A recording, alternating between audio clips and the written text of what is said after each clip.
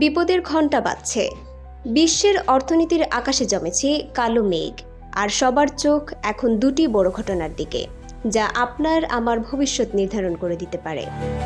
সম্প্রতি ওয়াশিংটন ডিসিতে বিশ্বের সবচেয়ে শক্তিশালী অর্থনীতির দেশগুলো অর্থাৎ G20 এর অর্থমন্ত্রীরা বৈঠকে বসেছিলেন।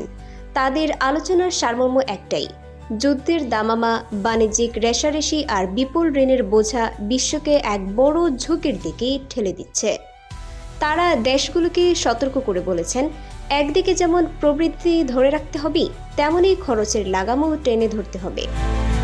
আর এই উদ্বেগের আগুনেই ঘি ঢালছে চীন। আগামী 20 অক্টোবর প্রকাশিত হতে যাচ্ছে তাদের অর্থনীতির রিপোর্ট কার্ড। ধারণা করা হচ্ছে, বিশ্বের কারখানা ক্ষেত্রেও চীনের প্রবৃদ্ধির ইঞ্জিন আগের চেয়ে অনেকটাই শক্ত হয়ে গেছে। দেশের ভেতর বাড়ির বাজারে ভয়ঙ্কর ধস এবং মানুষের কেনাকাটার আগ্রহ কমে যাওয়াই এর মূল কারণ। আন্তর্জাতিক মুদ্রা তহবিল বা IMFও বলছে, আপাতত পরিস্থিতি স্থিতিশীল মনে হলেও সামনে বিপদ ঘনাচ্ছে।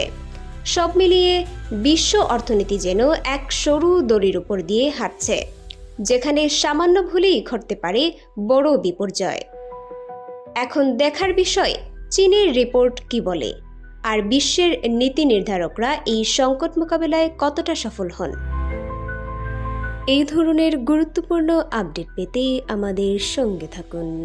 BGN TV 24 সংবাদ, যেখানে বিশ্বস্ততা সেখানে।